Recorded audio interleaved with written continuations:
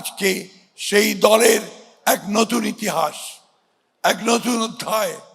আজকে আমাদের নতুন নেতৃত্ব, তরুণ নেতৃত্ব, সৃজনশীল নেতৃত্ব জনাব তারেক রহমান, তিনি আজকে আসন্ন নির্বাচনে বাংলাদেশ জাতীয়তাবাদী দলের যে নির্বাচনী ইশতেহার, সেই নির্বাচনী ইশতেহার তিনি আপনাদের সামনে উপস্থাপন করবেন। সমগ্র জাতি আজকে উন্মুখ হয়ে আছে এই নতুন নেতৃত্ব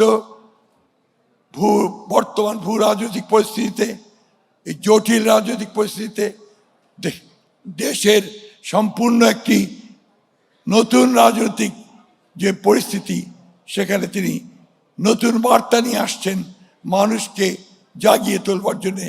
বাংলাদেশের ইতিহাসে একটা নতুন সূর্যোদয় হবে, এই আশা সবাই করছে। আমি আশা করব আমরা সবাই বাংলাদেশের মানুষকে আহ্বান জানাবো যে আসুন আমরা বাংলাদেশে আমাদের এই নবনেতৃত্বে নতুন এক ইতিহাস সংযোজন করি।